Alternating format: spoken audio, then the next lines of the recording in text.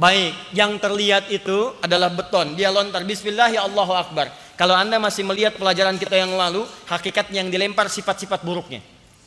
Baik, dalam Aqabah itu sifat buruknya diwakili oleh apa? Masih ingat? Yang ingat dapat hadiah? Saya hitung sampai 3. 1, 2, 3. Baik, yang dilempar hakikatnya bukan yang lain, tapi sifat buruk melekat pada dirinya. Dari mana sifat buruk ini asalnya? Nafsu. Apa dalilnya? Quran surah ke-12 ayat ke-53. Wa ma ubarri'u nafsi innan nafsa la'ammaratun bisu. Saya tidak bisa menganggap diri saya suci karena dalamnya ada nafsu. Nafsu mengarahkan pada yang buruk. Sedangkan dalam diri manusia ada kecenderungan buruk disebut dengan nafsu, nama lainnya fujur, ada kecenderungan baik disebut dengan takwa. Dari mana dalilnya? Ya, Quran surat Asy-Syams. Ya, ayat keberapa? Ayat ke-7 sampai dengan 10. Wa nafsi wa ma sawwaha fa alhamaha fujuraha wa taqwa. Nama lain fujur disebut dengan nafsu, disebutkan 115 kali dalam Al-Quran. Nama lainnya kemudian lawannya disebut dengan takwa, disebut 115 kali dalam Quran.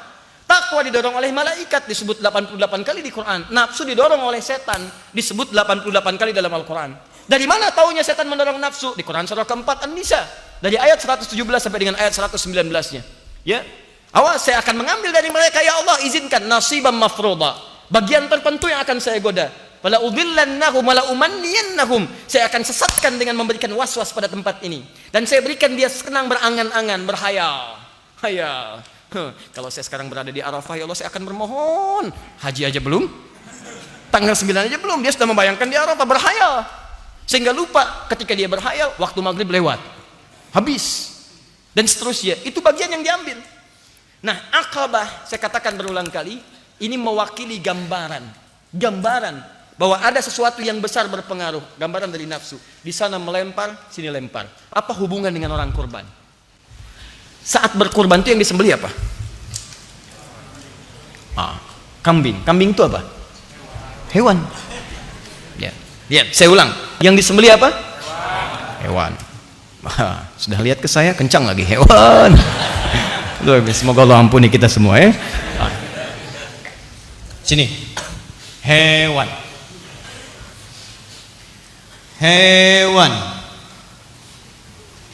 Hewan itu diciptakan oleh Allah dengan satu kecenderungan saja, punya satu sifat, bahannya cuma satu. Apa bahannya? Nafsu. Lawannya apa? Takwa. Ada satu makhluk yang dicipta oleh Allah dengan sifat takwa saja tak punya nafsu. Siapa dia? Malaikat. Apa dalilnya? Quran surah ke-66 ayat yang ke-6 paling kiri sebelah atas. Ya, la ya'sunallaha ma amarahum wa yaf'aluna ma yu'marun. Malaikat tidak mungkin bermaksiat kepada Allah dan mengerjakan tugas sesuai tupoksinya. Enggak akan pernah pindah-pindah tugas. Malakul maut hanya nyabut nyawa saja. Ya, Mikail menurunkan rezeki, tidak akan pernah gantian. Jibril kemudian menurunkan wahyu, tidak ada yang lainnya. Maka tidak akan saling gantian. Siapapun yang dicabut, mau Fir'aun, mau Qarun, mau yang lain. Ya, antum siapa namanya? Jangan antum lah, yang lain saja ya. Misal, ini Ustadz Adi sedang ceramah. Ustadz, terusin aja dulu, saya ambil ke giga dulu. Gak bisa. Pas ketika datang langsung. Yang dicabut orang paling menyebalkan, malaikat gak akan tukeran. Jibril, saya bosan lihat orang ini, lihat wajahnya sudah gak karuan, kamu yang cabut. Gak bisa. Mustahil. Jadi tepat lakukan. Jadi kalau malaikat tidak berbuat maksiat, jangan buang-buang energi untuk memuji. Gak ada kerjaan, karena malaikat itu sempurna. Jangan puji malaikat. Sudah sempurna. Lawannya nafsu. Nafsu tidak kenal benar, yang kenal itu cuma salah. Dan ini hanya melekat pada hewan. Hewan tidak punya takwa, punyanya nafsu. Jadi kalau hewan berbuat salah, jangan iseng nyalahin hewan. Anda keluar dari sini, lihat kucing di luar nggak pakai baju, Anda jahilin kucing nggak pakai baju, nggak malu ya? Anda yang kurang sehat. Dia biasa. Makanya karena dia nggak punya takwa, dia risih ketika mengenakan takwa. Silahkan cek kucing bajuin, risih dia. Kuda pakaiin baju. Di kuda keliling Bekasi nggak pakai baju, biasa aja, lewat depan Anda cengin dia, biasa aja. Tapi Anda nggak pakai baju depan kuda, diketawain Anda.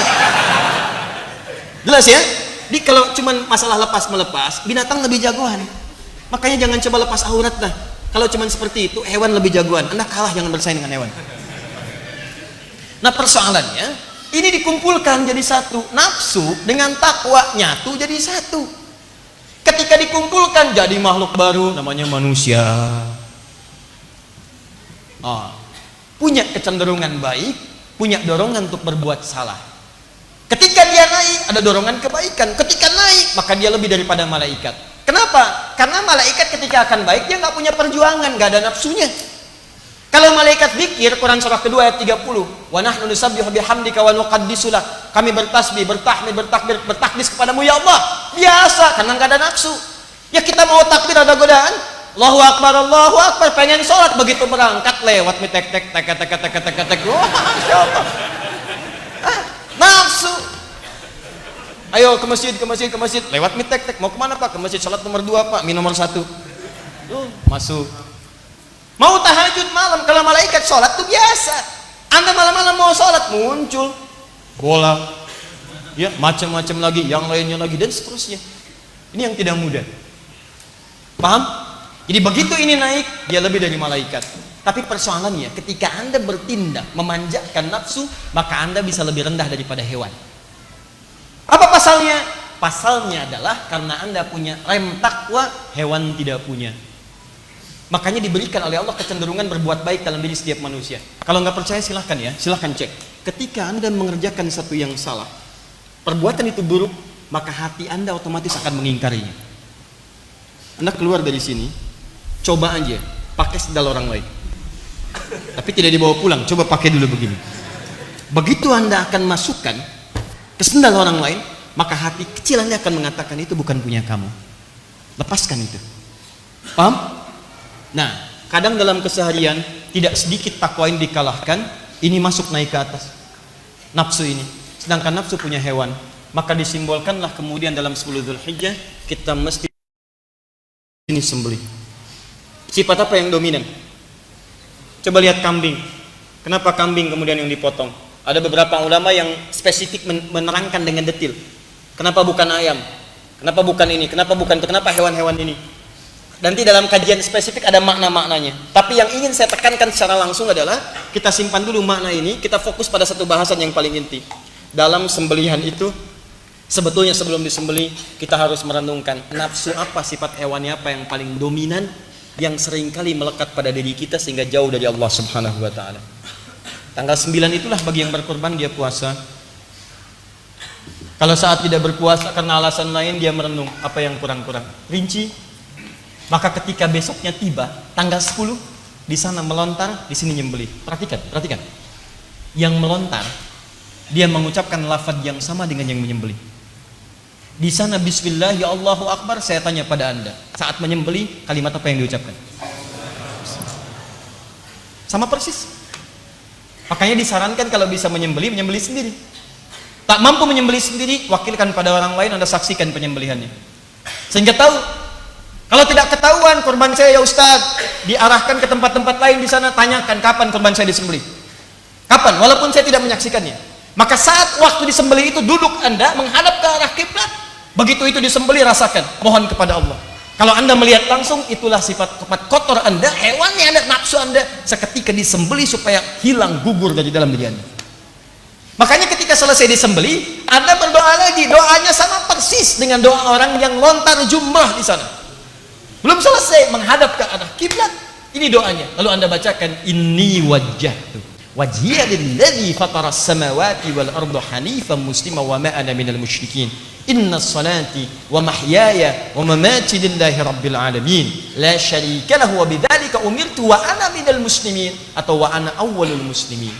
Di begitu selesai menyembelih, Anda menghadap kiblat. Ini doa jarang dibaca nih. Kebanyakan orang sembelih silahkan sembelihan berikutnya fulan bin fulan bismillahirrahmanirrahim, sudah yang berikutnya. Ini yang tidak diharapkan. Kadang-kadang sunnahnya kehilangan, ngasah di depan hewan itu nggak boleh. Kamu berikutnya ya, gini nggak boleh. Begitu sudah selesai kandidat selanjutnya, masya Allah masuk sembelih. Ini makanya orang-orang yang berkorbannya benar, begitu itu disembelih atau dia tidak melihat, dia merasakan, dia berdoa, dia berjanji, saya akan jadi muslim lebih baik ya Allah. Yang kurang-kurang baik sudah disembelih hilang. Ketika ini kemudian dicoret, ditekan, maka ini yang muncul. Kalau takwanya sudah naik, maka ini yang mendekatkan diri seseorang dengan Allah Subhanahu wa taala. Makanya orang-orang diminta ibadah itu seringkali dikaitkan dengan takwa. Silahkan cek. Sholat, apa tujuan sholat? Pembuka kalimat sholat di Quran itu takwa dulu.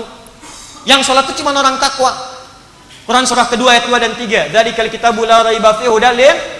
Siapa mutakin di sana ayat 3? Alladzina yu'minuna bil ghaib wa yuqimunas shalah. Kenapa ada sholat? Untuk bertakwa. Puasa apa tujuannya? Takwa. Al-Baqarah 183. Ya ayyuhalladzina amanu kutiba alaikumus kama kutiba alal ladzina min qablikum la'allakum taqwa. Haji apa tujuannya? Takwa. Al-Baqarah 197, paling kanan sebelah atas. Al-hajju asyhurun ma'lumat, faman farada fihinna al-hajja fala rafatha wala fusuqa wala jidala fil hajj. Wa ma taf'alu min khairin ya'lamuhu Allah wa tazawwadu fa inna khairaz zadi taqwa. Takwa, takwa, takwa, takwa. Di ibadah itu arahannya takwa. Jadi orang kalau sudah takwa dia dekat dengan Allah. Apa ukurannya? Rajin ibadah.